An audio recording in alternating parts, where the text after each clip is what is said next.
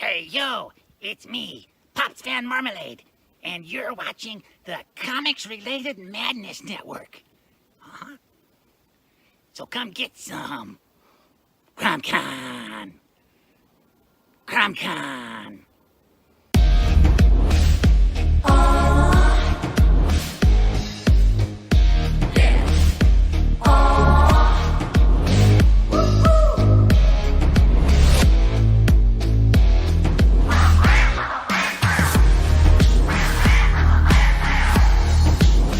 Your favorite podcast, it's Critical Blast.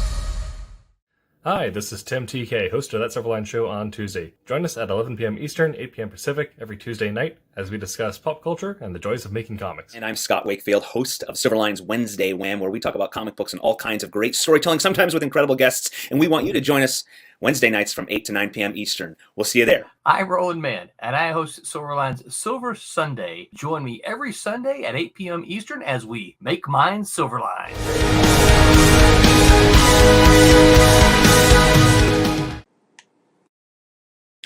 Hello, everyone. Good evening. Welcome to Silverline Wednesday Wham. My name is Dean Zachary, and I'm your guide and your host tonight. I'm a writer, penciler for Silverline Comics.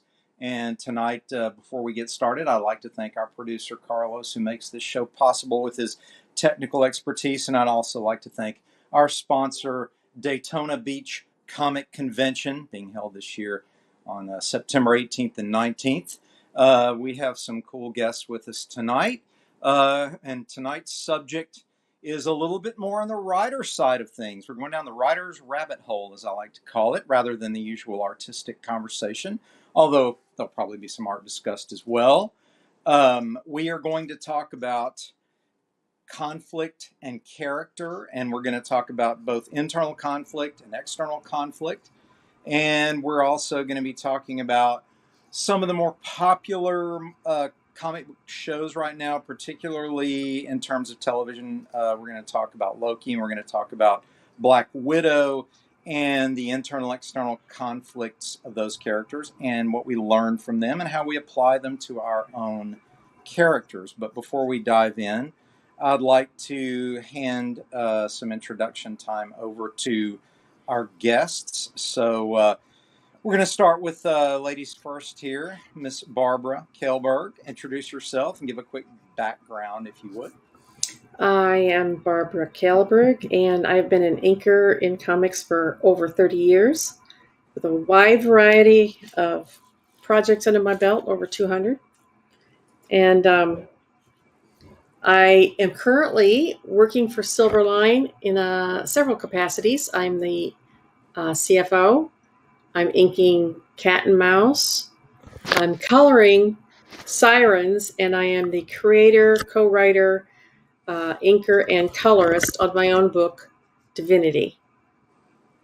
And a great book it is, an award-winning book. Award-winning book. Thank you.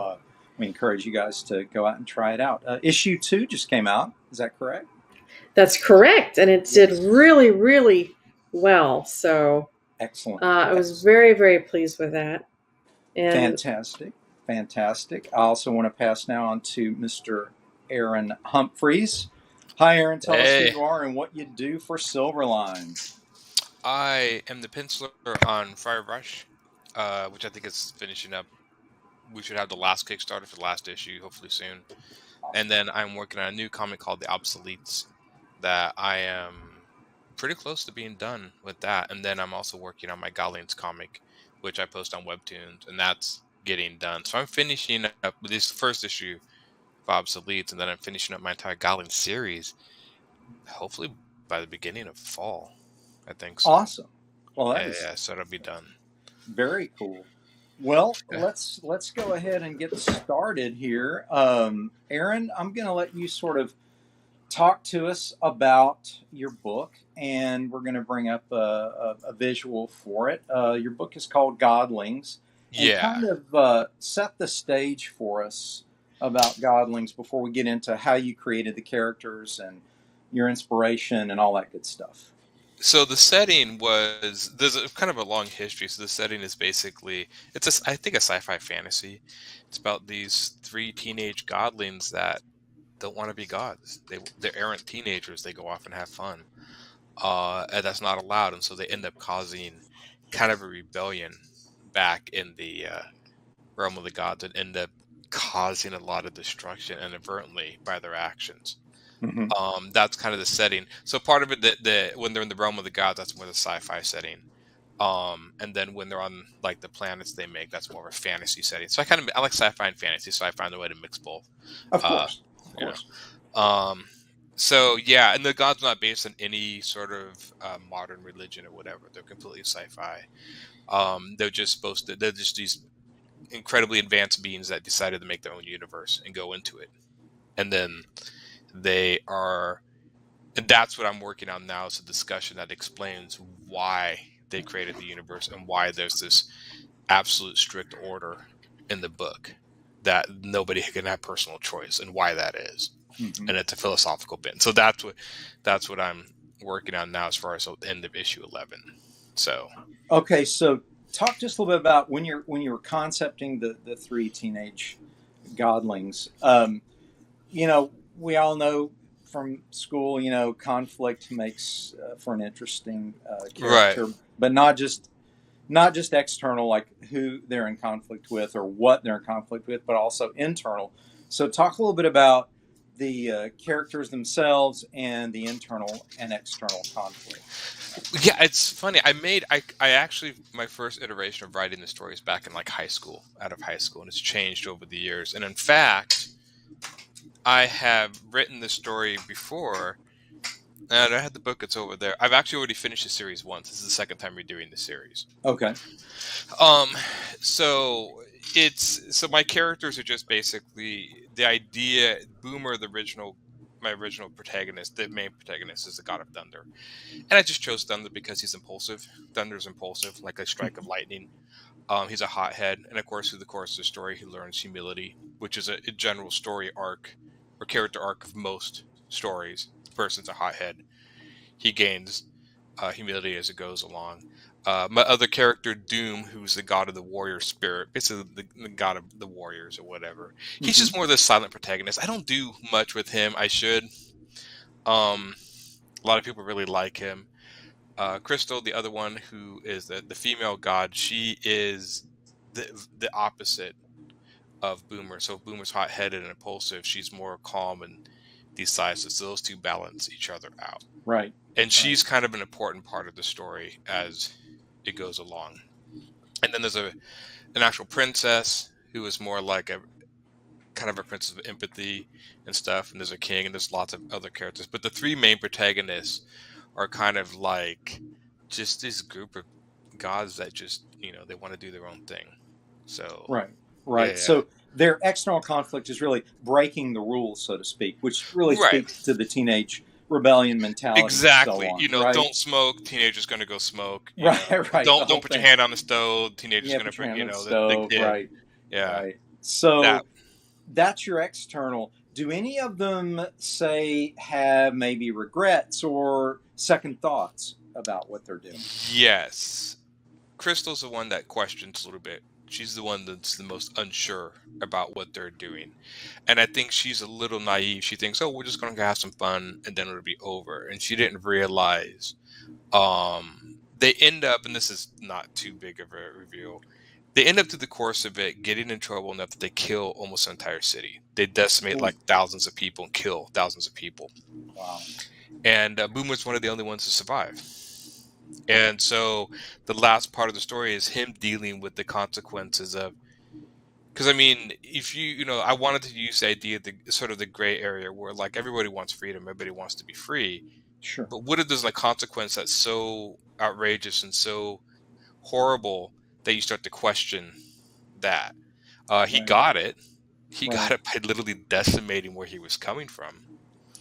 Right. And then the last is his kind of coming to terms with what he has done. And there's more other secrets or whatever to do it.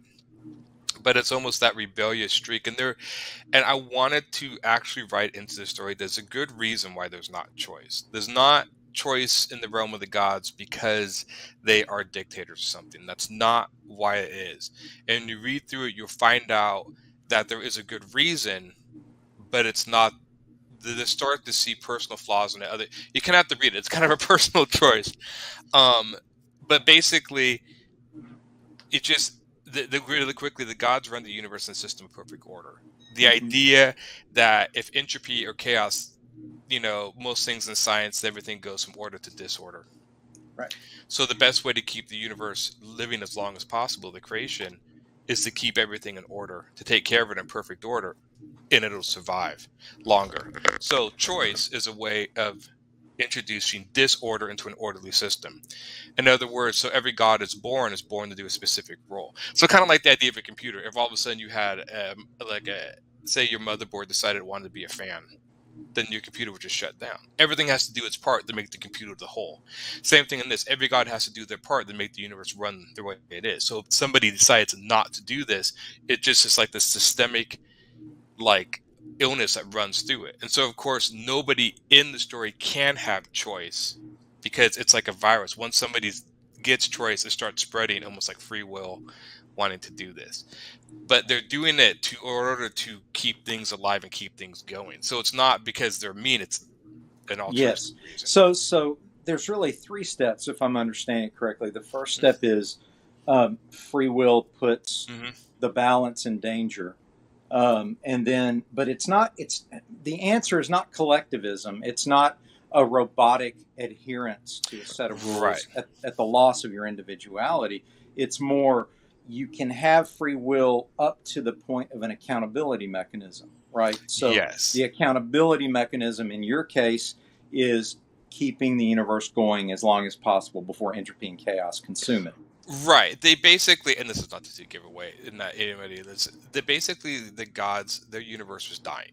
Yeah. And this is advanced realm that figured out that the universe is collapsing. There's 2 ways the universe idea is multiple, 2 big ones: the big collapse or the big freeze of our modern universe. I took a variation on the collapse, which is basically means if the universe is expanding, eventually get to a point where it cannot hold its form and it'll just collapse back in. So the universe is actually a pulsating universe. This is a real theory. So I took a variation on that. I didn't go straight scientific, but I took a variation on that. So these gods are trying to escape. How do you escape that? They created another universe, and they just went inside of it. But to make sure that fate didn't happen again, how do we stop it? Well, they realized the universe is going to decay over time. You cannot stop that, but you can really slow it down if everyone does what they're told, and that's why they do it. So it's almost kind of so it also goes back to personal choice of you can do all of these things in your life to make yourself live as long as possible and not do personal things that you want to do. But if you're not enjoying life, what's the purpose of living a long life? Right. So it's about a balance. Right. And mentally, so their character wise, that's what comes into their characters. So my characters are going they're arguing. One is like, we need to live as long as possible. And the other one's like Boomer and stuff, his eternal conflict is like, well, why? If I can't do what I want, what's the point of doing all this in the first place? Right. So that's the kind of eternal conflict between the 2. Yeah. They're fighting over. Yeah. Total free will versus accountable free will. Yeah. Exactly. Yeah. Very good. Very heady stuff. Fun. You got such a fun style, and to thank have you. all this sort of philosophical, heady discussion underlying it is really cool. I mean, it gives it this cool foundation. Yeah, I tried to actually write it most in my minor. I almost had a major in college in philosophy. Yeah, I can tell. So I tried to break it down so young adults can get it, because the idea was this stuff is very interesting. I mean, when you talk to young kids about philosophy and about those ideas, I mean, they're fun conversations because nobody knows. Everybody have your best guess. So I don't see that a lot in comics. That's one reason why I wrote this. I didn't see a lot of comics dealing with straight up philosophical arguments. Not the way. So I'm like, well, could I write one like that? And that's what I did. It's interesting you say that. That's kind of what I'm addressing with Silverblade, and I'll get into that a little bit later in the show. But I want to move along now to Barb. And Barb, tell us a little bit about. We've covered a lot of plot dynamics in previous episodes or streams about your characters, but in this one, I'd really love to hear about the internal conflicts of your 3 main characters. Like, what are their struggles internally? Yeah, mine's not quite as deep as Aaron's. Sorry. Mine are pretty much ordinary, everyday human struggles. Mhm. And that was one of the big things that I wanted to keep in the book, was that I wanted this to be a book about ordinary people, just like you run across on the street every day, and thrown into an extraordinary circumstance, with divinity having the power to heal. Divinity's internal struggle obviously is going to be, she's 11 years old. She doesn't understand what's going on around her, you know? Sure. So she's confused, she's angry, she's belligerent, she's scared. All the things an 11-year-old girl would be, who suddenly discovers that not only does she have this amazing power, but now all these people are after her. So, excuse me. So she finds herself constantly in emotional flux. And if you have ever been around a preteen or a teen, this is pretty much the normal state of affairs, Right. um, with them. So her internal dialogue is all over the place. And her external, of course, is that she's on the run from bad people who want to do bad things to her. She's also in a position where she is under the care of a brother she really doesn't really know. I mean, they're something like 11 years apart in age. She's 11, he's 26. No, that's more than 11. Oh, 15, right? 15 years apart Yeah. in age. So he's almost old enough to be her father. Sure. So she finds herself confronted with an older brother who's been gone a good portion of her life, her memory of life, because at 11 you don't remember stuff when you're 3 and 4. And he's been in the Marines since he was 18. So she's having to adapt to another authority figure, and she resents that fact very much, that she's got to take orders from a brother she barely knows. And there's all kinds of conflict that's going to raise its ugly head in that regard. And the same goes for Zach. He's found himself now in the position of being a parent. He never asked for it. He wanted to be a Marine for the full 20 and beyond. The Marines were his life, and suddenly he's thrown into the role of being a parent. And it starts out kind of unlikable. I mean, he's kind of ugly at the beginning, because he is very resentful to this little girl for pulling him out of his dream and thrusting him into the role of a caretaker. He never asked for it. He doesn't know how to do this job. And some of that resentfulness comes from fear, because while he may be a Marine and used to tackling all kinds of heavy-duty things, parenthood was not one of them. Especially to a belligerent little 11-year-old. He has no idea what he's doing. And that comes out as anger a lot, which just feeds the fire in this situation. He's frustrated. He's angry. He doesn't know what's going on. He's kind of scared of Divinity's powers. He kind of thinks she's a freak at the beginning. And it takes a near loss of her in issue number 2 for him to realize that he really does care about her, and that they start to build a relationship then and look upon each other. He doesn't look upon her as his half sister anymore. Through the first and second issue, or part of the second issue, he keeps referring to her as his half sister, and then by the end of the second issue, she's just his sister, because he has accepted his role in her life. Doesn't mean things are smooth sailing now by any means. But his internal conflict is learning to adjust to his new circumstances and trying to overcome his fear of screwing up. Obviously, his external is again the bad guys after Divinity, and he's also starting to feel very protective towards her. She's a harmless and helpless little 11-year-old, or so we think. So we think, yeah. What's fascinating about it too is, again, you segued perfectly into that. A seemingly harmless little 11-year-old, and yet she's very powerful. She's one of the most powerful characters in the story, if not the, as far as we know. How does she feel about her powers? She doesn't understand them. I mean, she's fairly new to them, really. All she knows is that she's had less than a half a dozen instances where she has been able to lay her hands on either an animal or a human and make them better. We see her first real instance where she goes on the defensive in issue number 2, where she's scared and angry at the same time, and she's holding on to Mr. E. And we later see that he's raised boils all over his hands. And I don't know if we don't know if she has realized that she's done that. But this is going to be a whole nother issue for her, is walking. And again, she's 11. She was walking this tightrope about what's right and what's wrong. She could go either way at this point. An 11-year-old is impressionable. She could get snotty and angry and say, if you don't do what I want you to do, I can hurt you. Or she can realize that, as Peter Parker says, with great powers comes great responsibility.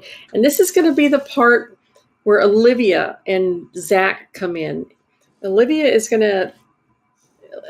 internal conflict is, what the hell has she gotten herself into?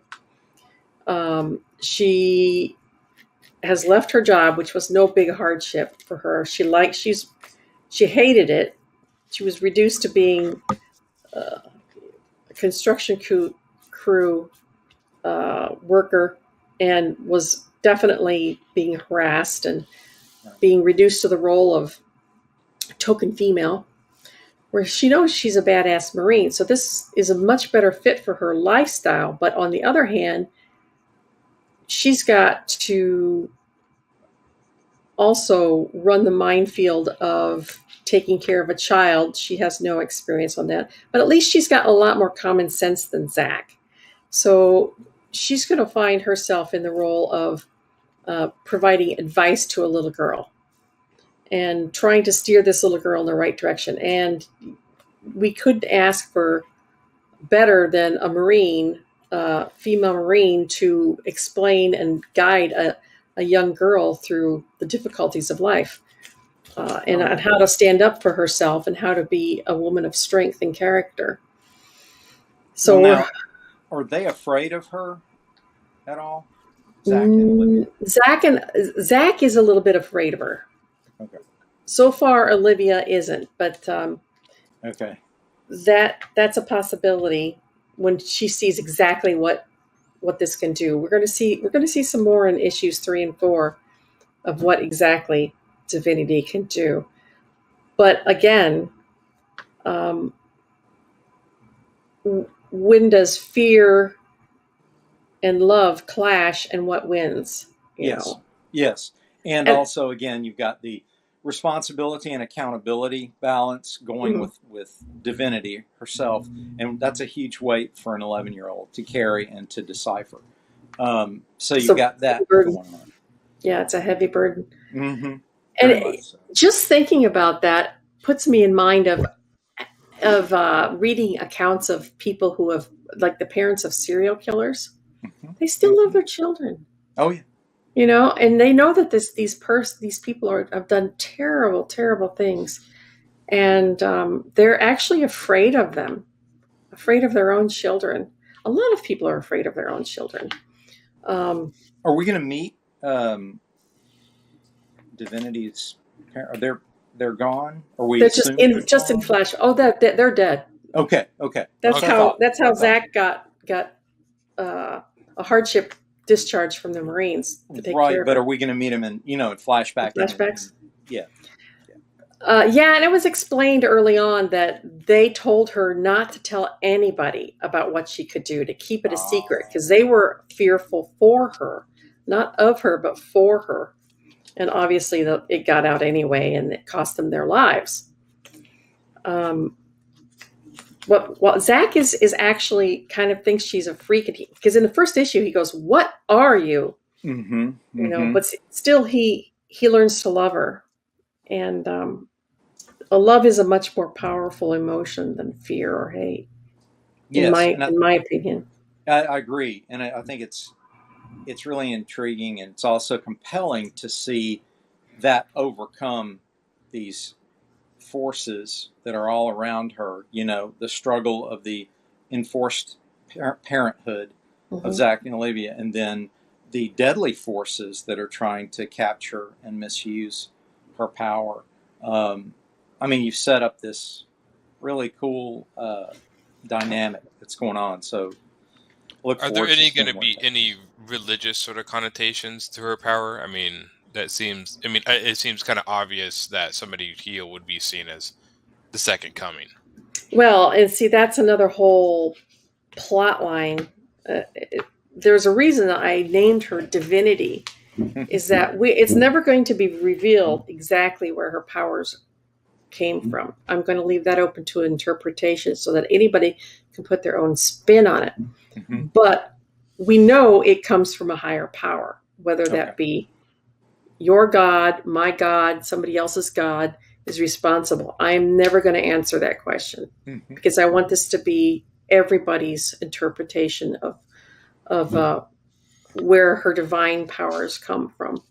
I think that's wise, Barb, because you know, when you explain things too much, a la Highlander 2, you know, Mm-hmm. it just doesn't quite keep it mysterious. You know, Mm-hmm. keep it, you know, midi-chlorians to explain the Force. You know, keep it mysterious. It's that allows more participation, in my opinion, for the viewer and the reader. Everybody gets the midichlorian thing wrong. Everybody, I always, and I didn't mean to interrupt, but I always get that because I remember a lot of people keep saying the midichlorians create the Force. That's No, never what they said in the movie. no, All they it's said not. was that it allows them to communicate Yes, with the Force. And I yes. see, and I'm not saying you, but I've seen so many people like the midichlorians made the Force. I'm like, you're not listening No, to what he said. It said it just allows him to communicate with the Force. The Force is still the Force. They're the things that let you talk to them. And that, to me, when I heard that, I'm like, okay, that didn't yeah, bother me too much. it adds a little more of a science fiction element to an Yeah, otherwise mystical power, and that's a taste thing. And it I is. was cool with that. It's kind of like saying, you know, if you're O positive blood type, you can wield this extrasensory perception a little Or better than people something who like aren't. that. Yeah. Yeah, you know, that kind of thing. So, again, adding a technical aspect to a mystical power, which is cool. I mean, it's just, again, it's a taste thing. Like a lot of people like the fact that in the Blade continuity, uh, you know, silver works against vampires and Right. sunlight It's works a against vampires, not for sacred reasons, but for scientific reasons, right? And that's just It's a another the chemical reaction. purity of the chemical. Did you right. ever think that? Now maybe I'm wrong. Did you ever think, strangely enough, that silver was always used against evil because silver is the whitest and bluest of the metals, and usually white and blue is considered a color of divinity and I goodness. hadn't I don't no. know if there's anything to that, but I've always been curious because it could it just also just be the color of the metal that's part of it. I don't know.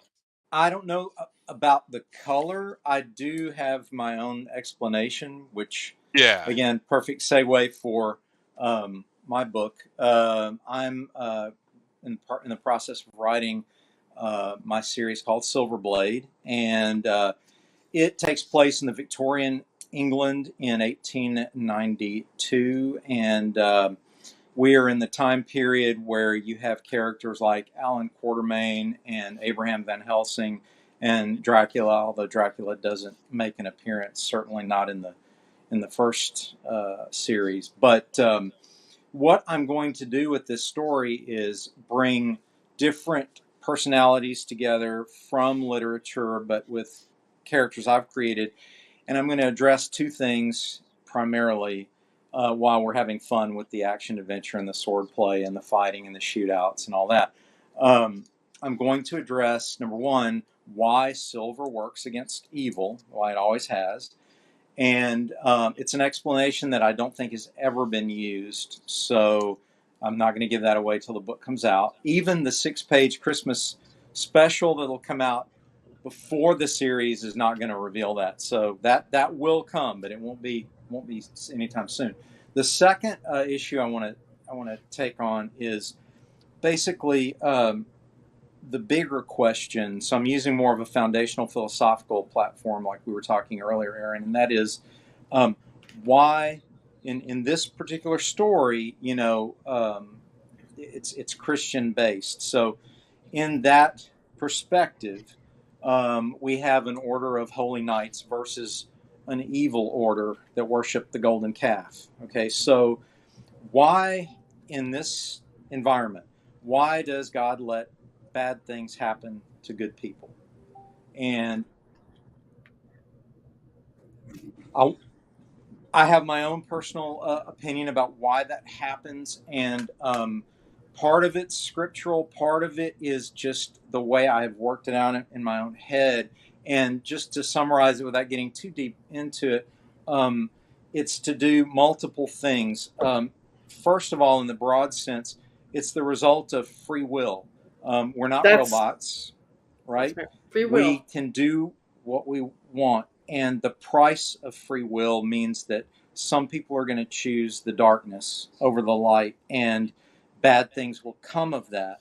The way I believe that redemption is always available and a salvation is always available, not just for the good people, but even for the people who choose evil. They have the opportunity up until the very end to repent and redeem themselves. So I'm going to work that in as well. But basically, the price of free will is that there's evil in the world, there's darkness in the world, but there's also beauty in the world. And in my particular perspective in Silverblade, there's more beauty in the world than evil, even though sometimes it seems that evil holds sway, and that it's only an illusion that there's more darkness than light. And if we choose light, we become more connected to the light.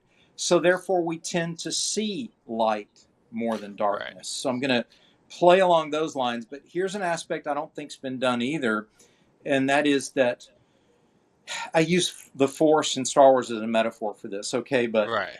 in my storyline, it's grace versus hate, right? So the power of the Okay. darkness is driven by hate. The power of the light is driven by grace. Well, grace is something where you have the virtue of forgiveness and patience and all these virtues, love, obviously, and then the different aspects of love. These are difficult to explain if you don't use the broad, iconic character types that I'm using. So that brings me to how the characters work in their internal and external conflict. We have our main character, Elizabeth Dane, who is a very intelligent and high-spirited, as they would call her in Victorian times, woman who does not know her proper place, in those days. Okay. Yeah. And she's the daughter of a very wealthy globe-trotting adventurer who was best friends with Alan Quartermain, and he ran off and left her to sort of raise herself with nannies and so forth. And she wanted so much to be like him and admired him and loved him. And when he never came home from an adventure, she has this sort of love-hate relationship for the whole adventurer world. And she really doesn't like Alan Quartermain very much. She really blames him for dragging her dad off across the world to chase after relics and adventure and so on. But at the same time, she wants to be like that. So she makes her living tutoring wealthy children, but it also gives her an excuse to travel and to study, and she loves archaeology. She's the one who inadvertently discovers the silver blade, which is a Templar sword from the Middle Ages. And once she starts to study it, she realizes it has some sort of power that she's not encountered before. Her life also gets in danger because she starts being hunted, and her house gets broken into. She's threatened. So reluctantly, she decides, okay, I've got to find out more about this. And my dad's best friend, Alan Quartermain, as much as I loathe him, he may be helpful with some information. So she goes to Quartermain and the Order of Sacred Silver that Quartermain is a member of to find out what in the world is all about this sword and why is it so important to this underworld. Why do they want it so bad other than its monetary value? And why does it affect her like it does? Because it casts a sort of grace light on her in a way where she feels comforted and yet at the same time like she should do good things with it. You know, and my two driving mottos for the Order of Sacred Silver is defend innocence, destroy evil, right? So, you know, the typical sort of sacred knight credo. So anyway, that's her. Her internal conflict really is, I don't really want to join this secret brandy and cigars club that my daddy was a member of that got him probably killed. He never came home. And these guys are just a bunch of pompous jerks, really. But at the same time, I'm fascinated by what they're fascinated by. And I'll show them that I can be better than they are because I can be smarter than they are about what they do and not be bumbling and not be misogynist and not be greedy and not be dumb, basically. And she's a brilliant character. She's a brilliant character. And really, she's smarter than most of the other characters. Her hubris is, in a way, her flaw. And also, she's very much resistant to forgiveness. She's very angry. And that's her flaw. She can't forgive her dad. She can't forgive Quartermain. Now, does the sword affect other people the same as it affects her, or does it just affect her that way? It depends on not midi-chlorians. It depends on it depends on your ability to receive and channel grace, right? How open you are to that. She is very open to that naturally because she's a virtuous person by nature. She's the type that rescues the hurt dog when the mean old man's beating the dog. You know, she's the type that goes into the most dangerous neighborhoods in London on Christmas Eve and gives food to the poor, you know, regardless of the danger to her and so on. And that's how we're introduced to her in my Christmas special is she's taking food to a single woman who is broke and living in the worst part of Whitechapel during the time of, you know, Jack the Ripper, stuff like that. So anyway, okay, so then that brings us to, let's talk about Sam. Sam Blake, he is an adventurer. He's a former U.S. cavalry officer. He served when he was much younger in the Civil War. And he's not proud of a lot of the things he did as a U.S. cavalry officer in the late 19th century. But he is after whoever murdered his wife and kidnapped his daughter, and he has tracked them to England. And we're introduced to him in a fencing contest with a pompous English fencing champion. And we see very quickly that he's charming and he's an excellent swordsman, and he is just predominantly an all-American guy. You know, he's dashing and kind of brash, and he knows he's good. And like you, right, Dean? No. I'm not Sam Blake. We won't go there. But there's self-insert. One interesting thing I wanted to add to Sam's character is that he was trained by Zorro. And that's kind of cool. And we're going to see some flashbacks in the series. Something that Zorro, Don Diego de la Vega, actually taught Sam was that Sam loses his temper when he fences. He's an excellent swordsman, but when he gets cornered, he gets frustrated and gets breathless about it, gets angry, loses his temper. And Zorro has to chide him and remember and let him say, look, if you lose your temper, you lose. You have to get your anger under control. And that helps Sam later in the series understand how to channel grace, but also to understand how to win without hate and anger consuming him, right? So there's a little bit of the echo and tribute to Luke in episode 6, right? With, Yeah. the vengeance versus mercy, that kind of thing. Sam may or may not make that same choice, but the point being that we're going to come to understand that Sam is driven mostly by vengeance. He doesn't really believe in God or any sort of divine power because he's seen too much death and too much injustice done in the name of religion and what's right. So he's in the stage of sort of pure materialism. He's And agnostic. yes, and through his contact with Quartermain and the Order of Sacred Silver, he will come to understand that there's something out there larger than he is, and the barrier between him and the ability to channel this divine power is his own love of vengeance. Right now, he's consumed by vengeance, and he's gonna learn that lesson. So there's his internal conflict. His external conflict is, of course, the Golden Calf Society. Now, the Golden Calf Society is my version of the Hellfire Club, which was, historical and also way overused in the Marvel universe. So I didn't want to do the same thing that Marvel did.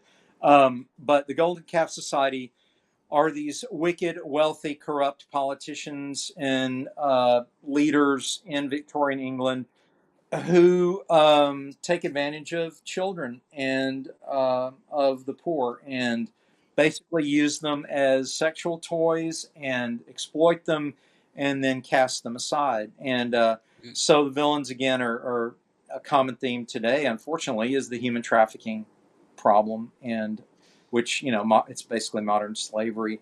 And so I want to sort of touch on that in the Victorian era, that you had the extremely wealthy and extremely poor, and the order runs an orphanage where they address that and use their wealth to help orphans, but also to fight this underworld evil secret society. So that's, it's got a little mix of everything in there, but that's basically it. So it's, they're not really superheroes.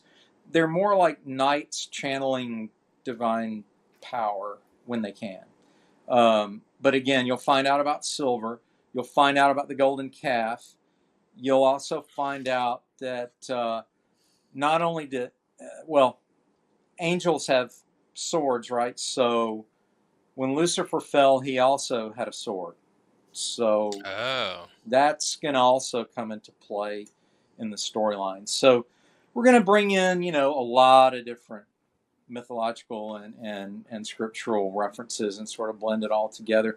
But you're going to have fun meeting some literary characters you're familiar with, not just Alan Quartermain, but Abraham Van Helsing and the laboratory of Dr. Frankenstein. Now, Victor's no longer around because this is way after his time, but the bad guys do spend some time experimenting in the remnants of Victor's lab. So you're gonna see a little bit of that, and you're also going to see some of Victor's failed experiments make their appearance in the story as well. So just that's kind of cool. When you say the Golden Calf, all I can see is the scene in the Ten Commandments with Charlton Heston looking down on they're all dancing around this golden calf. Yep. That's pretty much. In fact, I'm glad you brought that up. That's actually the artistic reference I used to draw that. If you look at the picture that's up now on the stream and you look at the bottom part of the drawing, that is the golden calf heavily inspired by okay, so that the makes sculpture sense. from the Ten Commandments, right? Because I figured, hey, it's pop culture references, why not? Go for it. So you may or may not actually see that golden calf in the series as well. So just a lot of fun things that. Now, my influences for the story are a mix. There are things that you could probably guess, things like Star Wars and that sort of thing, but also the Wild Wild West. I don't know if you guys are old enough to remember the Wild Wild West. Oh, God, yes. I swear to God, you could bounce a quarter off of Robert Conrad's ass. There you go. See, well, I grew up with Robert Just a Conrad. quarter, no pennies or anything, no dimes. Just a quarter. He said. She's throwing like a roll of the quarters out his butt. But yeah, so as a kid, basically just admiring those two guys, Jim and Artie and their adventures in a sort of, that was steampunk before there was steampunk, Yep. and Yeah. it was fun. We have a guest. I would be remiss in not Hey there. welcoming Roberta Conroy. Robbie, how are you? Please introduce Hi. yourself to everyone. Thank you so much. Oh, for good joining morning, us. or good afternoon, or whatever it is today. Yes, I'm Roby Conroy. I am just hopping on to say hi, and it's been a while since you've had your group together. I miss you, Barb. Good to Thank see you. Yep, I've had a lot going on in my life this last year, but things are starting to slow down. So you'll be seeing more of me. Great. It's good to see glad you. to What are hear you it. working on for Silverline, Robbie? Catch everybody up on what you're working So on. I'm hopping back onto Cat and Mouse. Awesome. Yeah. Oh, Uh-huh. good. Good to do That's like great. this. This That's is coming up. That's Whoa. really. Oh yeah. I can. That's a There you two-page. go. Oh my God, I love it. Awesome. Wow. Oh, that's cool. Two-page Wow, spread. that's amazing. Yep, Mhm. two-page spread. And tell everybody you're the colorist, correct? Yeah. So I am coloring that issue that she's working on right now, Fantastic. and I think there are 2 books in the works at the moment. Yeah, there is. There's Well, now, still.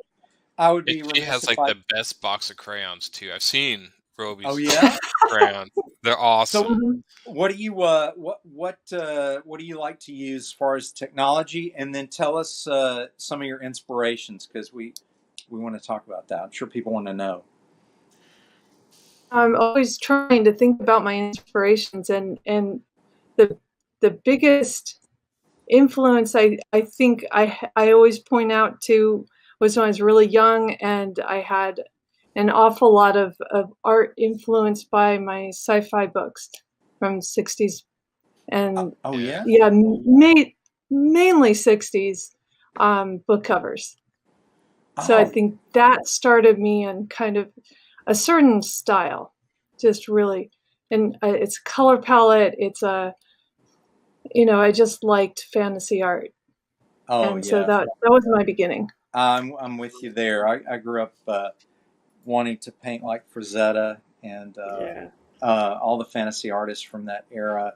But also, do you remember how wonderful movie posters were in those days? Yes, yes. And how beautifully illustrated the movie poster was, and how you got the feel of the movie and a tease for the content without it giving everything away. Yes. Whenever I see a movie poster that isn't like a photo compilation, they actually took the time to hire an artist, I always think there's something better about that movie. Yeah. Absolutely. I always use the Harry Potter series as a timeline for the demise of the illustrated poster, because that Harry Potter and the Sorcerer's Stone #1 is painted. And then by the time we get to 2 and 3, we're using Photoshop. And I'm like, come on, guys. But I actually saw Drew Struzan's painting. I have his book. And Drew Struzan, who did the first one, the painting for Chamber of Secrets is beautiful. I wish they'd gone with that. It's absolutely gorgeous. And I wish they still did that. Now, another one of my heroes as a boy, shocker, was James Bond. So those posters were beautiful. That's really, understandably. That stuff is really interesting. Really interesting. How they would the movie collage style of illustration still influences me. So when I do a cover, I've had people tell me, reminds me of the 70s and 80s movie posters. I'm like, well, yeah, so definitely an inspiration there. Definitely. But there was a lot of thought that went into that. Absolutely. And I think it's a different kind of a response they're looking for now. I think so too. I absolutely love people like Bob Peake. You guys remember the poster for Star Trek: The Motion Picture? Oh, yeah. And I think he even did Wrath of Khan too. But he could just make 3 faces of the major characters, and you wanted to see the movie just because of his illustration. But then you realize, wait, this is just three faces I'm looking at and a spaceship behind them, and he made it compelling. And part of that, obviously composition, color choice, talent and skill of capturing the character and the nature of the characters, and likeness, the ability to capture likeness. I'm in awe of that skill. It's pretty It's amazing. Yes, it is. It really, really is. But you were talking about book covers, and this wasn't in the '60s, but more the '70s and '80s. But you remember Michael Whalen? of course, Of course, yeah, I've always absolutely. I I love him so much. Oh yeah, Yeah. absolutely. I have a couple of his posters from book covers in my studio here. No, I think that the ability to summarize and create an iconic image for a 2 or 3 hour film in an illustration is a singular talent, and my hat's off to people who can pull that off and pull that off well. And I'm on your team in terms of bring that back. Please bring it back. You can do, go ahead and do the photo collage and Photoshop of the actors and whatever. That's fine. But then also hire an artist, and I'll buy the poster. I'll do it. Like Dune, for instance. Have you guys seen some of the promotional stuff for Dune and how awesome it looks so good? It looks awesome. Yeah, I want to do a whole little pop culture segment in the future on Dune. Yeah. But I don't want to get too off track. I want to stay on what we're talking about. So, what were we talking about? Well, you were talking influences. 60s and 70s stuff. No, we're talking about internal and external conflict. Also 80s stuff. When the movie Alien came out, I had a big Geiger push, and that really did a lot. Oh, was that not just cool? Amazing. Literally that poster. I remember I was in the theater, and it was just this egg with a green light burning out of the broken crack on the egg. You wanted to see that movie. Was Alien in space. No one can hear you scream. Yeah, that was perfect. That tells you everything. Brilliant. That tells you everything, and I was just like, this is such a perfect. And of course, it redefined, sci-fi horror certainly, but even the way people view horror. It also made me a lifelong Ridley Scott fan, and forever influenced my aesthetic and my art. Everyone who has to ink me or color me just goes, ugh, because all I put rain, ashes, flames, snow, sleet. Yes, he does. Dust. Oh yeah. Ask all these people who've worked over my. They're like, oh my God, Dean can do more raindrops. Stop it. Stop with the ash. Stop with the rain. Stop. But I got that from Ridley Scott, and very much so from Alien, and to a lesser extent Blade Runner, but both. But back to the conflict and character creation. When you guys set out to create a character, do you intentionally say, okay, I want this character to have this conflict or whatever, or does it organically develop as the character develops? Aaron, you go first. Like, did you set out ahead of time to fulfill, okay, this is going to be my conflicted character, this is going to be or did it just come to life as you were creating? Everything's. Are you there? I'm sorry. I think you hiccuped a little bit. Say that again, Aaron. Aaron. I think we have a little maybe internet hiccup. Internet hiccup right there. Yeah, I had one earlier. Yeah. What about you, Barb? How about you when you take on a character? Mine came about organically. I had the general concept, storyline, and the plot and everything like that. But I like to be as realistic as possible. I'm just super logical like that. And if you're gonna write a character, you're gonna have to have motivations and how would he act. You have to get into their heads, and so along with that comes their issues, because you have to know why they're going to act the way they act and why they say the things they're going to say. So for me, it comes organically. I don't set out ahead of time to say, I want this guy to have this conflict. Right. I know who he is, and as I develop the character, then his conflicts come naturally. Okay, now I'm back. Welcome back, Aaron. Yeah, apparently all I had to do was just refresh it, I guess. Yeah. So, I really think Dean's doing this. I think yeah. Yeah, no. The That's worst- right. Dean's I'm just making it kicking me difficult. out. All right, enough. He's from like, Aaron. and we're done looking at his face And for the we're night. darling there. Click. I Yeah, wanted. click. Well, Sorry about okay. that. So you can go ahead, share with us. Like, is it organic for you, or is it something you? Well, I've got to have this type of character, this archetype, and this archetype. You mean you click off boxes? Or do you, Aaron, when you were creating the godlings, for example? Can he hear me, guys, or I'm not sure. I think Aaron, are you there now? I think he was there. I think he lost it again. Yeah, I think we lost right. it again.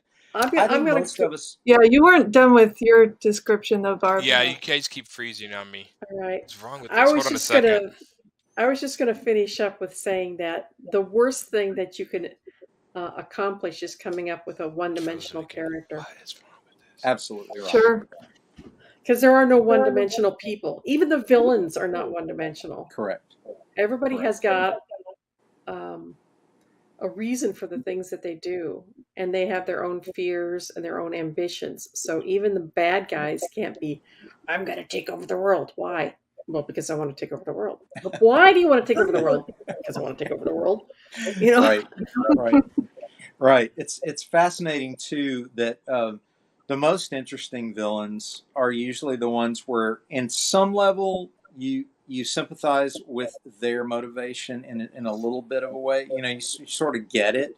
You're like, okay, you went over the edge with this. You're hurting people. You're being cruel. But you know, I get what your position is. But you got to stop. And those villains are the ones that are usually the most compelling and fun to watch. There he is again.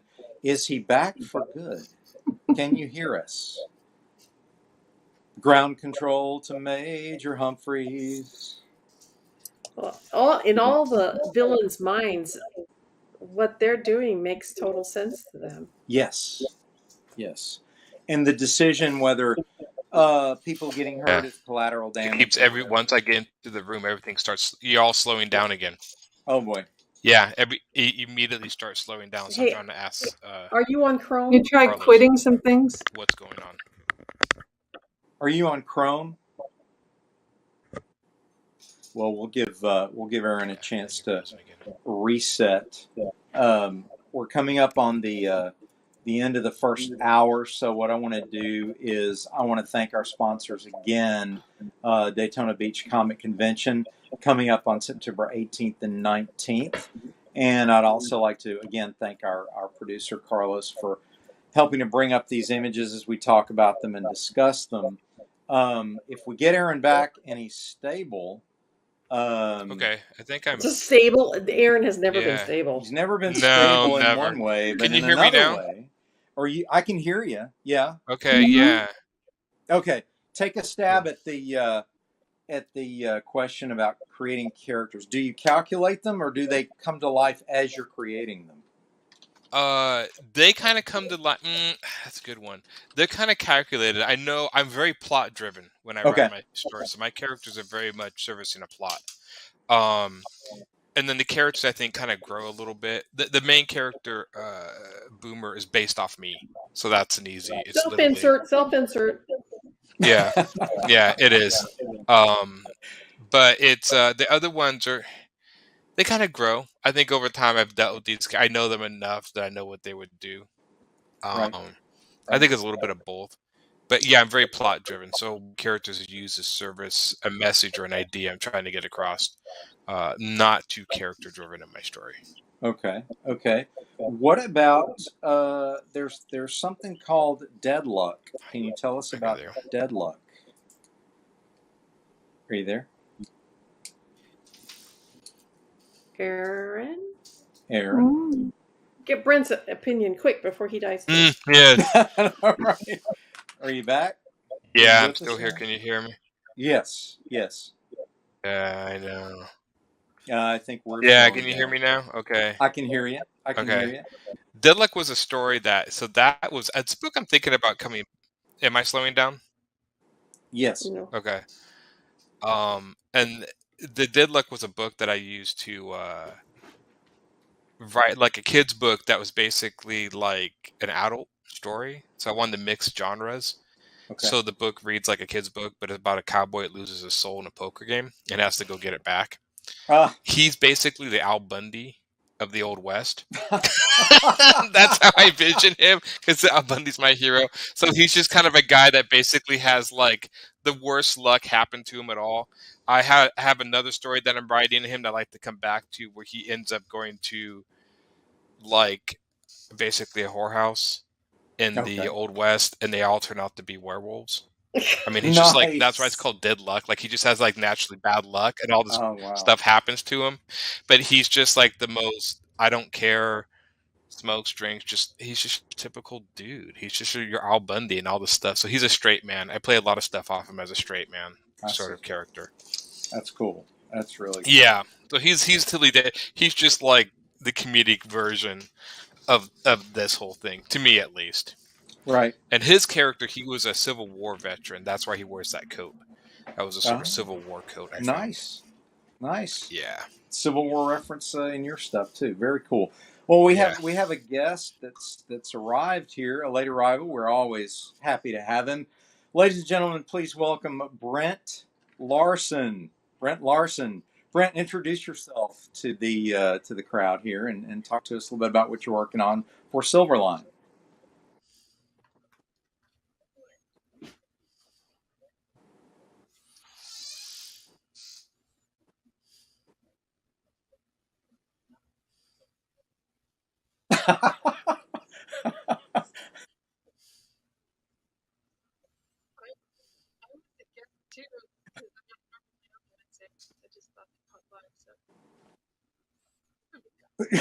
Everybody. Yeah. I'm even a guest host here, Brent. I just, I do what the powers that be ask me to do. And can you guest? Sure. So, yeah.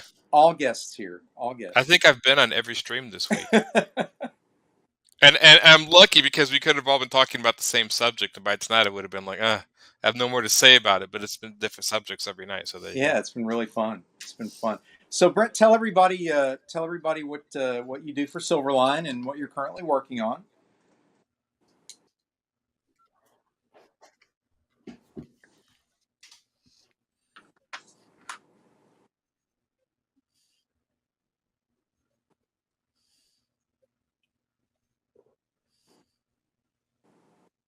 Which I'm really looking forward to sharing. And actually, I just got Lewis going on issue number 1 of the new Kalis arc, which is exciting. And we got this thing planned out for quite a while. So awesome. It's going to be pretty cool. Yeah. You've joined us at the moment in the show when we're going to start talking about our pop culture material. So tonight, to sort of dovetail with what we were talking about internal and external conflict in creating characters, I wanted to touch base on Black Widow and also on the Loki TV series. So I don't know if, Brent, did you get a chance to see either one of those? I saw both. Oh, excellent. Robbie, what about you? Did you get to see either? I saw Loki, and I still have yet to see Black Widow. Okay, we'll make sure this discussion will remain spoiler-free. We'll be talking. I don't mind if you spoil it. It's not going to kill me. Okay. I have enough opinionated friends and what have you, so it's fine. Well, we'll start. What we'll do for fun then is we'll start with Loki, the TV series about the god of mischief in the Asgardian pantheon, and I thought this was pretty brilliant in terms of a deconstruction, reconstruction of Loki's psyche, in terms of taking away his powers and sitting him down and really putting him under the microscope, especially in the first episode, and having him explain to us, what do you want? Why do you do what you do? Do you enjoy hurting people and watching them suffer, and why? And Loki's responses to all this, from outrage to how dare you, treat me this way, I'm a god, to finally just breaking down and talking about those issues. Let's start with you, Robbie. You've seen the show. What did you think of that Yeah. first episode, and how Loki was treated and how he responded? Well, I wasn't expecting that treatment of him. I guess it really did feel like it just put a spotlight on him and his thoughts in a way I've never handled contemplating. So for me, I thought it was more of a character study than I expected. It was agree. slower in that way too, Yeah, it really was. It was a shock to see a character typically portrayed as in control and outsmarting everyone in the room, just sort of just completely trapped. And what he does in that situation, and the writing is nice. It's brilliant. The world building there was really unique, though. I think that's what helped me enjoy it a lot more, is trying to imagine what is this place. They just, Yes, took we're talking they about took so much. Yeah, they took so much of his power away from him, and it just was a really interesting direction. I thought so too. For those who may have not seen it, Loki is captured by the Time Variance Authority, the TVA, and these people are basically, it's a bureaucracy that controls the sacred time stream and apprehends offenders they call variants, who take action to break the sacred time stream and cause branches to branch off and ultimately bring chaos and the destruction of reality by clashing timelines or something similar to that. It's pretty heady stuff, but it's fun to watch Loki struggle as he's captured. And they really, I mean, if you guys, I'd love to hear your take on this. I'm going to just throw it out there and let everybody have a take. They actually have Owen Wilson plays an agent called Mobius, and he and Loki have face-to-face conversations that I haven't really seen done in the MCU, where they are actually addressing philosophical questions such as the nature of free will versus predestination. And the idea in the Marvel U setup in this storyline is that there are three godlike beings who are the timekeepers, and everything has to go according to their decision of what is appropriate for the time stream. Otherwise, you're canceled, you're destroyed, or you're realigned to the proper time stream. And so Loki is arguing free will, and Owen Wilson's character is arguing the opposite. And it's kind of interesting. Brent, I'd love to get your take on this. I'm just going to throw it out to you. I know you're into this heady stuff, so go for it. Just that question, huh? Okay. Yeah, whatever you want to talk about with the Loki series. That was good. I think. Okay. This is my non-cerebral answer, which is to say I haven't chewed on it very hard. Okay. The show very deftly poses the question and then doesn't bother to answer. Right. In fact, I can hear myself talking. I'm talking to myself, literally. I can hear you. I know, man. Wow. I see your point. I'm talking to myself, literally. But anyway. Robbie, try to mute your... Is it me? I don't know. Shouldn't be. Well, maybe my speaker is too slow. No, it's probably because I brought our stream up on YouTube because I can't hear. Oh, that would do it. I can't see or hear him, so everything he's saying is completely muted. So.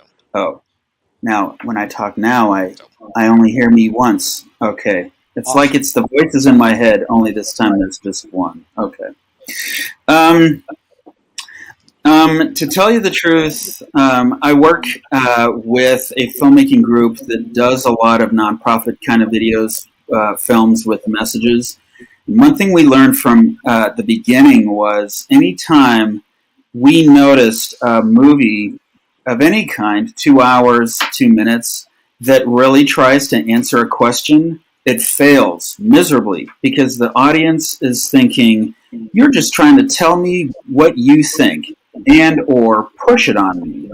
So the nice thing about the show is they have Loki with the free will. We have Owen Wilson, the Mobius character, going, no, it's all scripted. And the answer is maybe both and or let's do some adventuring. And they kind of let the audience just kind of mull over it themselves. And then in the last episode, especially when things start to fracture, you're never actually still feeling like they ever came down on one side or the other. They are like, you know what, you guys, this is a question that's stumped humanity for ever since there's been a humanity. How are the world ever going to answer it in an episode of a Disney Plus show? Answer. Let's not try. So I appreciated that about them. So. I agree. It's best when tackling heady questions. Maybe perhaps you can suggest possible explanations and then let the viewer decide for themselves. That makes for a much more engaging interaction. Aaron, have you seen it? Loki? No. Yes. No. You haven't seen Loki. Barb, have you seen Loki? I have seen I've seen Black Widow, and I've seen 2 episodes of Loki. And as you said, you're given an insight into him. However, I have to say that they've been setting Loki up as the perfect trope of an anti-hero in every single movie that he has appeared in, going back to the original Avengers movie, because I mean he did such a lousy job of trying to take over the world. I mean, think about it. He managed to screw everything up, leaving a back door into the machine on top of the Stark building. He opened up a tiny little hole for all of his forces to come through. He was actually being controlled by Thanos, but he managed to work around the edges of that control to completely sabotage all of his own plans. So you could see right then he became very sympathetic, especially after the Hulk had beat him into a rag doll. And he's laying there and he says, I'd like to take that drink now. And then in every successive movie, you see all of these very human qualities, these little boy qualities to him when he's trying to be evil. So Marvel themselves has set him up to be a sympathetic anti-hero. So when the beginning of Loki starts, you see his normal braggadocio and arrogance and stuff like that, but you can also see he's scared. And then when he sees what happens to Asgard in that episode, the first episode, Yes. You see that really all along he's always been insecure and fearful. So in that respect, I wasn't all that surprised when he broke down and started discussing his innermost thoughts to Mobius, because Mobius seems to be pretty intuitive. I thought so as well. Now, when you see a character that we're all pretty familiar with written that way, how does that inform you as you're creating your villains? Because what I try to do is I'm not a professional writer, really. I mean, I'm learning to write. So I'm trying to give everybody that three-dimensional, realistic foundation. So when you see that in Loki, did that inform you, or do you see that and go, I want my villains to have that sort of humanity and vulnerability as well, or did that affect you at all? Way too late. I already had my book written and stuff like that by the time that came along. Right. But like I stated, I think he's the antithesis of most villains because he's coming into it back asswards. Mm-hmm. He started out as a loving son, and always being picked on and bullied and made fun of for his skills, and then backed into villainism. And we saw that as we progressed right through the MCU movies. So I don't think it came as a shock to anyone. Mm-hmm. So I wasn't like, oh yeah, I have to make my villain look like Loki. I'm like, well, that was so not a surprise. Mm-hmm. I'd Mm-hmm. already figured that out 5 movies ago. Would you say his doorway into villainy is envy? Is it Yes. envy? Okay. Yes. Envy and insecurity. He has to feel like he's somebody because uh, he's been put down so often from Thor's buddies and being told that he's second best to Thor all of his life.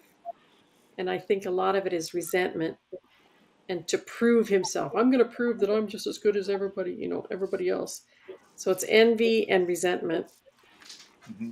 that has made So him a villain. yeah, I think that works as a motivation for him, and it would work as a motivation for any villain. Those of us who are writing. What about you, Aaron? Do you have villains that are driven by those forces? Envy, insecurity? Or My are they more? villain in my villains in my story, I don't technically write villains per se, because if you technically, especially if you look at Godlings, my main character is the villain. Okay. He so reverse. He ends up that there's a villain at the end that comes back to get revenge on my character because of something he did, Okay. and Fair he's totally justified to do that.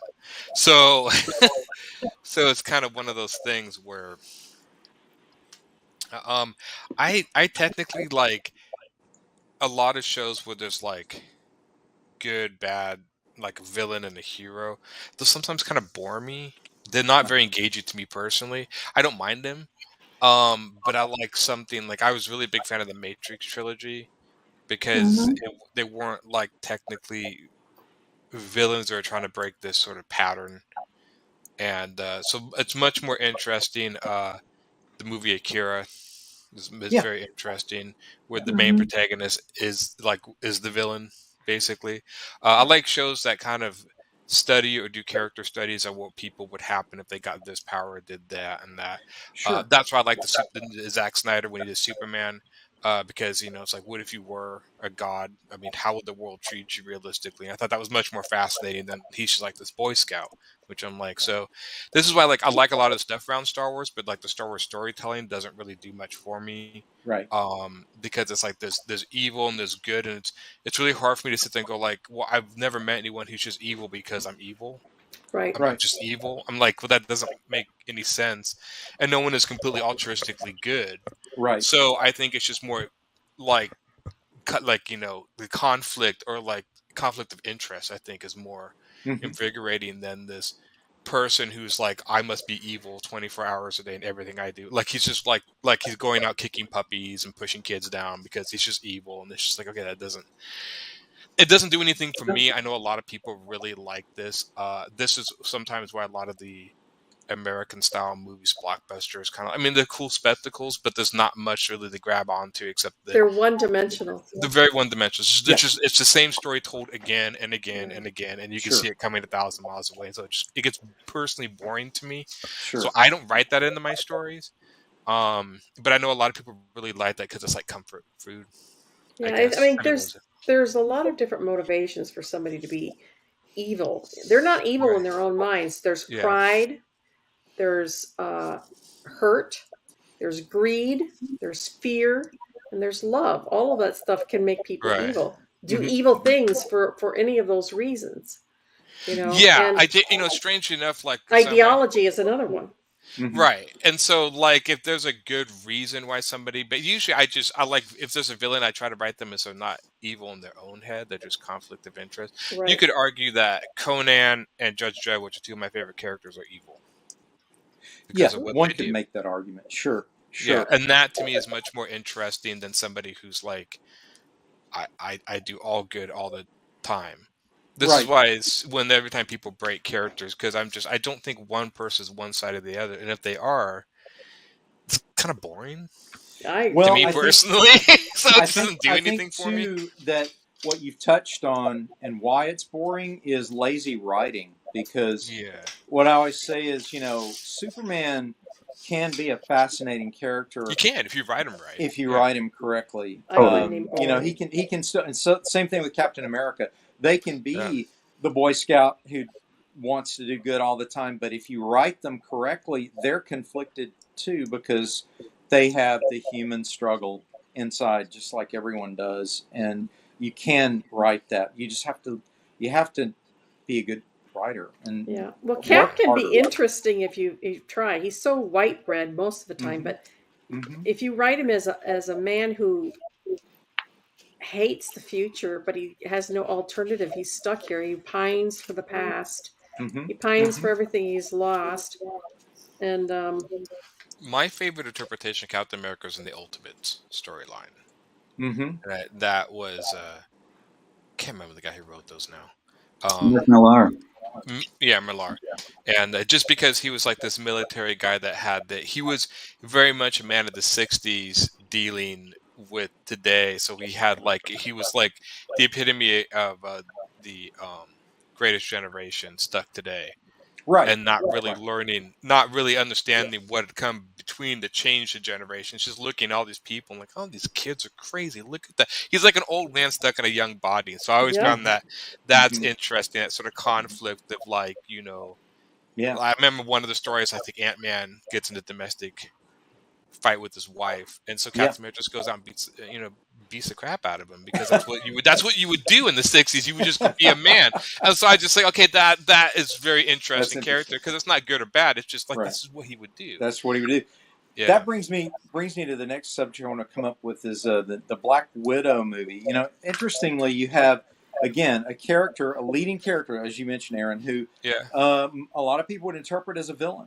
I mean, Black In Widow the is a comics, trained she was. assassin, right? Yeah, So, I mean, how in what universe is a trained assassin a good guy? Well, if in this case she's written many times as trying to make up for things she's done in the past by joining the Avengers and doing what she can to save people instead of killing people, and then yeah, through the course of the story, we see that very much in the tradition of La Femme Nikita, yeah. she's taken as a young person and abused and trained to be a killer by this evil group that runs a place called the Red Room. And it's led by basically a crime lord who is very suspiciously looks like Harvey Weinstein. Did anybody else get that? I got that. The other thing too is I never quite understood. Maybe it should be, does he rent his assassins out to do jobs? Do they work as a team? Like he's got all these I think he assassins, but topples regimes and that sort yeah, of thing. is that what he does? Yeah, he Okay, topples regime. He basically rules the world from this satellite by manipulating, threatening, intimidating. I mean, he's the godfather with Black Widow enforcers. did it seem a little forced that it was only women that he trains? I mean, I know that's in the whole line with Black Widow, but it seemed like was there something unique about women that he would only train them? Yeah, That was they're not unassuming. explained. I didn't That think. yeah, Go ahead, Rob. They're I never got that. I think non-threatening, go ahead, non-threatening, Bob. and non-threatening and unassuming, and you constantly uh, underestimate them. Yeah. Well, I mean, I know this movie had a lot of political overtones, like getting into that. So I know there's a lot of stuff there with that were built right into the movie. I was like, okay. But yeah, I just didn't know if they were saying anything genetically, like, or why he only did that. I'd be kind of curious to see if there was some sort of reasoning, like maybe they were more susceptible to the brainwashing than the males, or I don't know, just something weird. I mean, I just would have been kind of interesting because I'm just like, it really was kind of like you have the Brett Weinstein. You saw that, like you literally have his harem of assassins doing his bidding, and I'm like, I okay, think it's more political Yeah. oriented. yes, much more political. Much more political. They obviously they made a big deal about the brainwashing and then the Mm-hmm. antidote to the brainwashing. Those were the Yeah, good that was things. weird. That wasn't it? I don't really understand why they went about it like that, unless we were supposed to feel sorry for everybody. I think partly So- that. I also think that they got away from the core story that was fascinating to me was the dysfunctional family aspect of it. I thought that was great. Mhm. I thought, Yeah, you know, they got down into that. her foster parents and the crazy dad who ends up being the Red Guardian, who was the anti-Captain America, and he's kind of a doofus, played perfectly by David Balfour. He's just the perfect character actor to play that. I thought he was hilarious. So does he play it like he's really just lost it with age? Is it a comedic tone? Very much a Big Lebowski type of, he's done, he's lost it. He used to be cool and he's out of it, and he's been in prison all these years and just doesn't know his place anymore, and he's acting just kind of, I don't know, obtuse, constantly obtuse. And it was really fun to watch them interact. Brent, share with us, what did you think of Black Widow? Talk about it a little bit in terms of the family issues too. I will say it's funny they cast David Harbour as the Red Guardian, because they did you guys see some of the ads? They were like the first MCU hero with a dad bod. So that was great. Was that what they were talking about? I didn't see it. Oh, yeah. So I was also going to add one interesting thing about movie or people who watch media is it's been proven that a young girl in jeopardy gets more sympathy than a young boy in danger. So I'm sure that probably played in. If the scene at the beginning with Natasha and her sister and in the big shipping container. Yes. It's like, dude, that's so wrong. So yeah, for whatever reason. So what else? Just say anything about it. Well, the family interaction I thought was great. The family interaction was great. I will actually say the third act felt the weakest because I think Aaron's right. They didn't really spend a lot of time explaining who is this guy, why does he have this giant network of just women, what's his end game? I still have no idea. Was he really just a crime boss? That's lame. So I guess he had the one ring to rule them all, apparently. Yeah. So I mean, he had the magic ring, and there was. It would always made more sense to me if it was a woman that was training these assassins, because I think she would then, and then the fact that he was controlling them with like pheromones and stuff, and I don't know, there was a lot of stuff. I kind of wish, I guess, in the movie, I was kind of hoping for a straight up more Mission Impossible. Like they had this like elaborate mission they had to pull off, but they kind of didn't. And that's again with, and I'm not picking on Marvel. Most movies just kind of devolve into like, okay, well, we have a problem, so okay, everybody fighting, stuff blows up, and they roll the credits. And then the last 30 minutes of every movie is like everyone fighting. Like I remember when it used to be one fight. Now you had like what? The Red Guardian fight. How many different fights are going on? To like when they go back to Red Guardian, I'm like, he's still fighting this dude. Like so, and then the stuff blowing up around them and stuff, but I think every single movie ends this way anymore. It's just stuff blowing up and people fighting and stuff, and then you come out going like, I guess I was supposed to care about stuff. It's just me. I mean, my friend Tom hasn't seen movies in years, and he won't go see any movies just because that's his biggest gripe with all of it. It's like, it's just like a lot of stuff happens, a lot of fighting. Am I supposed to care about any of this? Because they're not giving me any reason to care. And I'm like, I totally agree with them. I mean, I think you make a good point there that it went off the rails trying to be a fireworks spectacle when we would have been just as pleased with a lower budget. I think the film cost $200 million. Go lower budget and do more of a Daredevil TV series style thing where that would have been perfect. Like there's some elaborate plan they had to pull off in order to do this, which they kind of did that in the movie, but they kind of then it just went into fighting and stuff. I'm like, okay. Well, it also went into just impossible spectacle of the exploding satellite in space that's falling apart, and it became like the end of Moonraker, the James Bond movie. It just got just over the top. So, but think about if they had just focused on the family dysfunction, the actual psychological and physical fallout of being brought up by a foster spy family from Right. Russia, and then you join an all-American superhero team, and then how do you deal with all of that, as a person, and then, have a fight and have all the ending action. But why does it always have to be save the world with all that? Just either do a small They can make character-driven it. story Yeah. or an epic giant save the world. Why do you have to try to blend all those into one? It would have been, to me, much more effective if, like, because they hinted that her mom betrayed her, Yeah. and then it was weird at the end. Oh, it's a big plan, and we switched places. I'm like, okay, well, you completely defeated that point.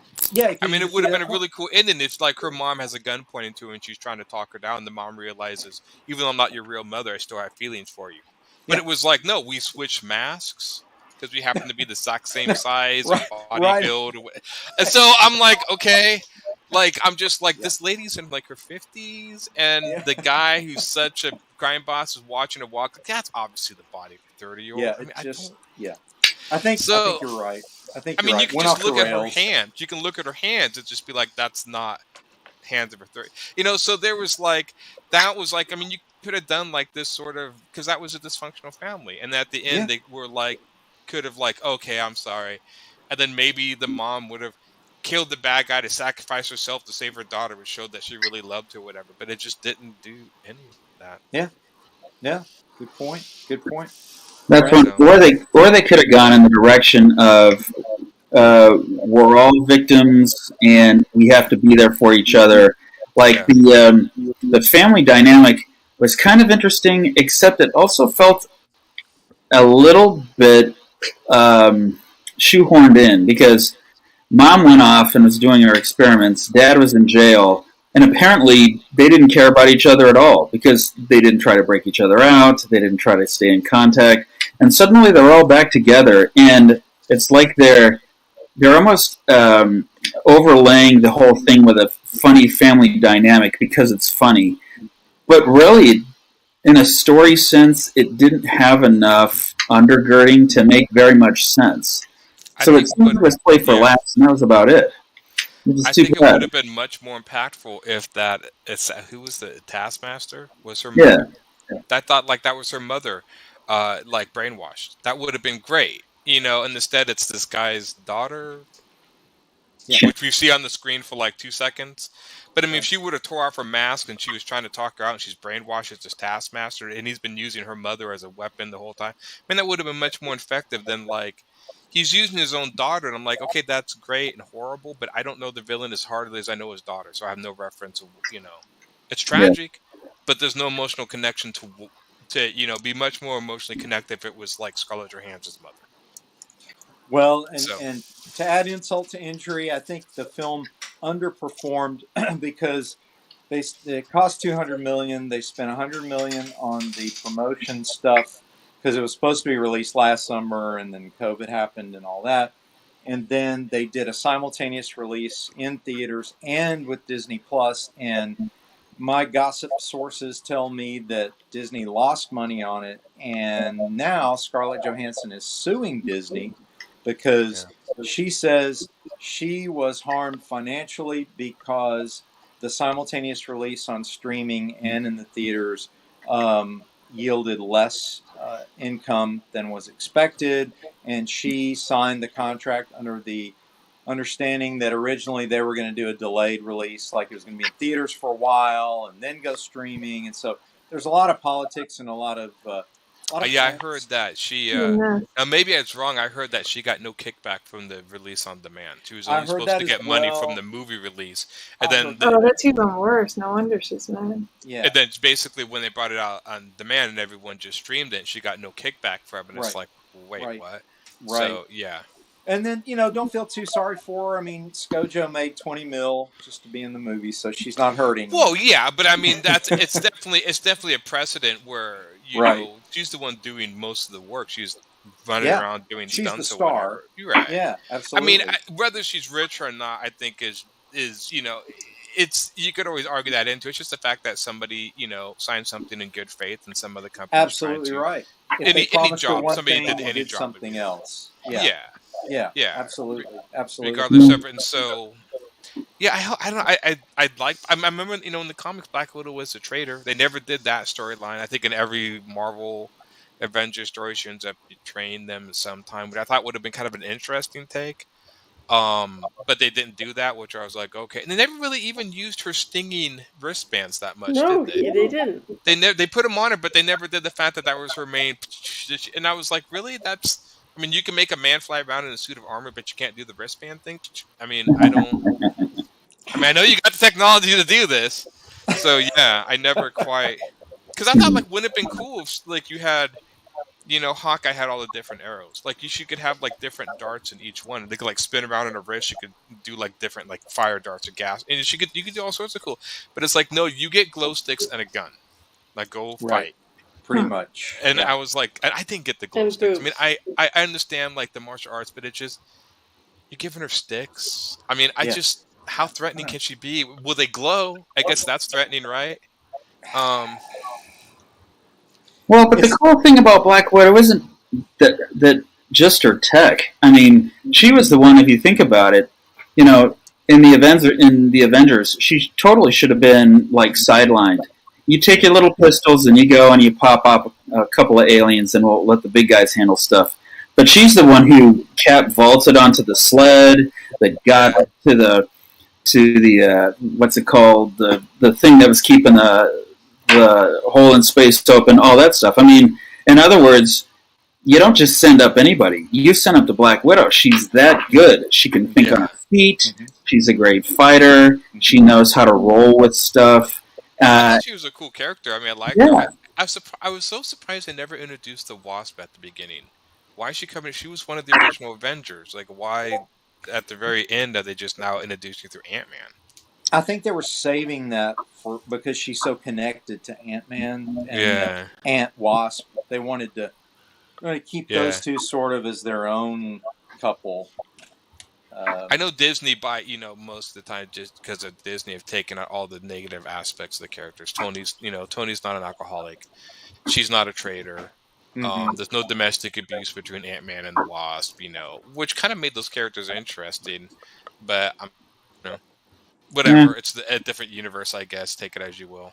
It is. It is different. And at this point, I'd like to sort of bring the discussion to a close. I appreciate everyone joining tonight, and I want to thank you guys for being here, and thank everyone for being here. And we had a great discussion. We want everyone to go check out silverlinecomics.com. Check out all these new creative books. I want everybody to sign off, and as we say goodnight, tell us about where they can find your books, Barb. You can find my books on any Kickstarter that Silverline runs. We are currently in between right now. Again, excuse me for yawning. It's been a long week. You can order any of the Kickstarter books on any of the Kickstarters that we run as an add-on. You can also find them through silverlinecomics.com. It will lead a link to Indie Planet where you can order them. Or find me at a convention. I will be at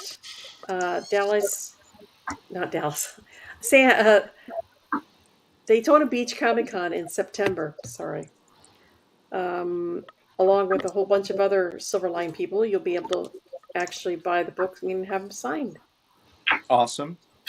Brent, what about you? Where can they find your books? Pretty much everything Barb said. Okay. Silverline Comics. Is it silverlinecomics.com? Yes, it is. There you go. And yeah.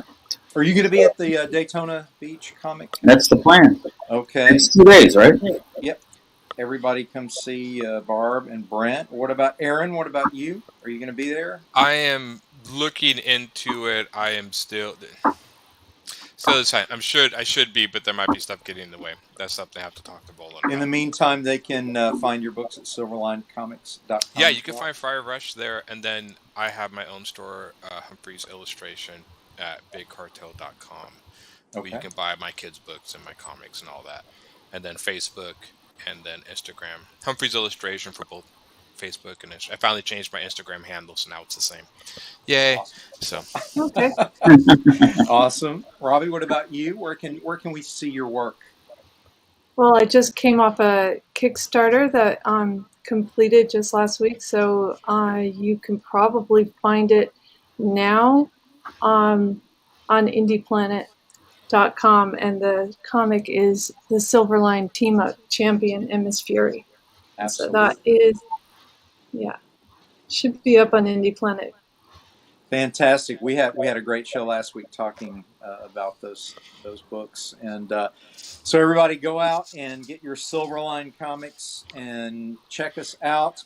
And as we sign out, we always like to say, make mine Silverline. Silverline. And we're out. Good night, everybody.